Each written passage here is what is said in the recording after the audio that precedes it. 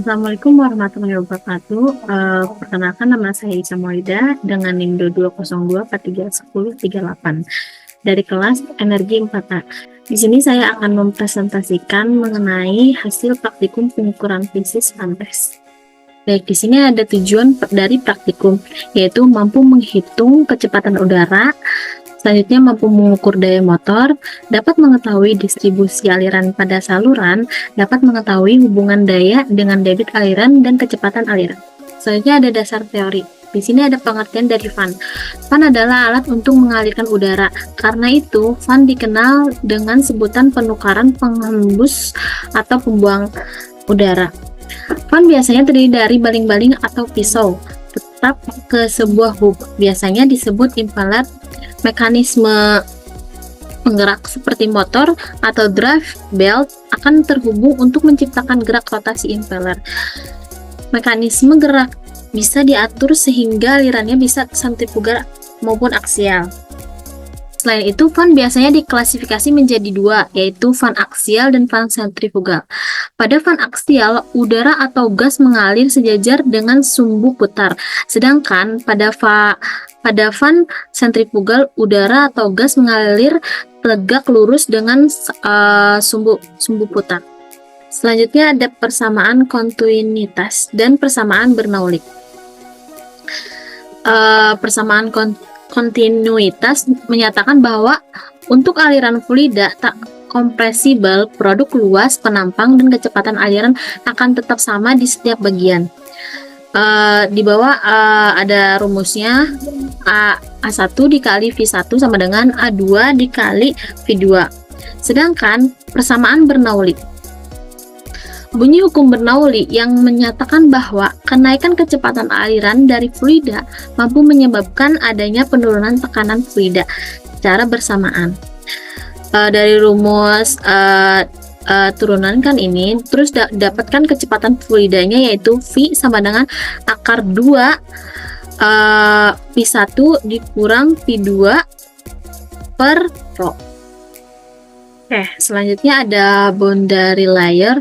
Boundary layer adalah lapisan tipis di dekat permukaan benda, di mana kecepatan fluida berubah secara signifikan dari 0 tepat di permukaan, hingga mendekati kecepatan aliran bebas free stream yang berada di luar boundary layer. Nah, ini tuh ada gambar dari boundary layer. Oke, next. Selanjutnya ada bagian-bagian Fantes. Ini ada sketsa gambar dari bagian-bagian dari Fantesnya. Nah, di sini ada bagian satu yaitu motor. Nah, motor tuh berfungsi untuk memutar fan. Nah, yang kedua ada fan, yaitu untuk fungsinya itu untuk menghisap udara. Dan yang ketiga di sini ada pitot tube. Untuk kegunaan pitot tube untuk mengukur perbedaan tekanan. Dan yang terakhir tuh nomor 4 tuh ada manometer miring. Nah, fungsi dari manometer miring tuh untuk mengukur perbedaan tekanan. Oke, selanjutnya ada langkah kerja. Yang pertama kita mencolokkan kabel ke power supply.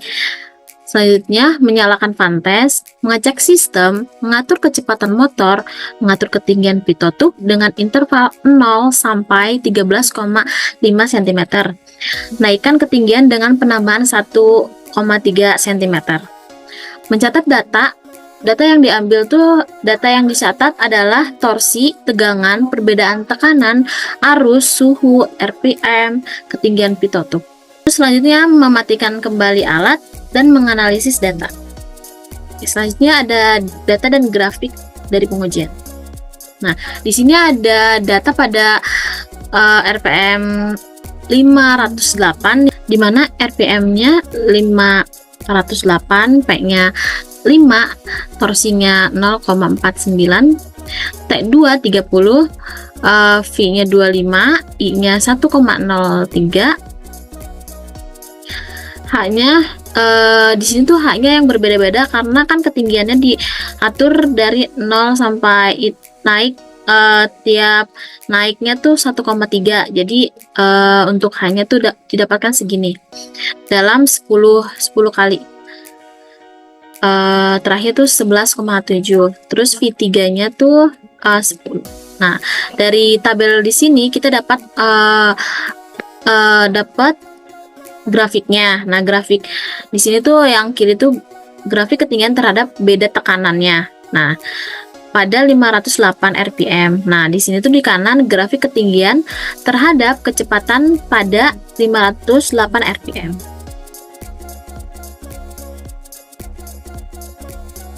Oke, selanjutnya ada data pada 1758 rpm. Nah, di sini, nah datanya bisa dilihat pada tabel di sini. Nah, di sini juga kita dapat grafik dari ketinggian terhadap beda tekanan pada 1758 rpm, dan yang kanan grafik ketinggian terhadap kecepatan pada 1758 rpm. Selanjutnya dari data pada 2563 rpm, ini datanya yang kita ambil. Ini ada grafiknya, grafik ketinggian terhadap beda tekanan pada 2563 rpm, terus grafik ketinggian terhadap kecepatan pada 2563 rpm. Selanjutnya ada data pada 3416 rpm, dan grafiknya dari ketinggian terhadap beda tekanan dan ketinggian terhadap kecepatannya. Nah, di sini ada grafik hubungan ketinggian terhadap beda tekanan dan grafik hubungan ketinggian terhadap kecepatan. RPM 1, terus naik RPM 2, RPM 3, dan RPM 4. Nah, di sini juga yang di sini RPM 4, di sini RPM 3, di sini RPM 2, yang terakhir RPM 1-nya di sini. Selanjutnya ada data pengaruh RPM terhadap tegangan, torsi, dan arus. Nah, di sini ada data yang telah diambil. Di sini ada grafik RPM terhadap tegangannya. Di sini ada grafik tegangan terhadap arusnya. Yang horizontal tuh arusnya, terus di sini tegangannya yang vertikal. Bisa dilihat tegangannya itu ini V, terus arusnya tuh ini datanya, sehingga dapat grafiknya seperti ini. Selanjutnya ada grafik RPM terhadap torsi. RPM-nya masukin ini dan torsi, dan bisa dilihat grafiknya seperti ini. Nah, RPM dari mulai 508 sampai ke 3416. Nah, sedangkan torsinya tuh dari 0,48 di sini sampai ke 3,06 bisa. Nah, dari titik itu tuh bisa ditarik sehingga dapat grafik seperti ini. Oke, selanjutnya ada hasil dan pembahasan. Nah, di situ setelah kita dapat data dan grafiknya, kita dapat menghitung dari data yang diambil tuh. Di sini ada diketahui diameter bukaan saluran 13,5 cm sama dengan 0,135 meter. Diubah dulu dari cm ke meter. Nah, sampel perhitungan diambil dari tabel pada N-nya tuh 1758 rpm. Untuk A kan luas penampang, terus A rumusnya tuh VR kuadrat. R rumusnya D per 2 0, jadi 0,135, yang ini dibagi 2 hasilnya 0,0675 meter. Nah, ini sudah diubah ke meter. R-nya masukkan ke rumus A. V dikali 0,0675 pangkat 2 sama dengan 0,0143 M kuadrat. Nah, di sini Q-nya sama dengan A luas penampang dikali V rata-ratanya. Nah, di sini kita dapat masukkan A-nya yang sudah ini, yang telah didapat 0,0143 meter kuadrat dikali V rata-ratanya 6,56 meter per second sama dengan 0,0938 meter kubik per second.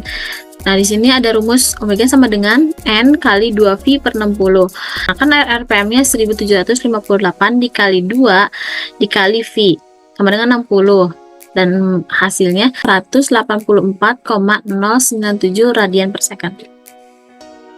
Nah, kita sudah memiliki data. Di sini kita dapat menghitung P mekanik dan P listriknya. Nah, untuk rumus P mekanik sama dengan torsi dikali omega.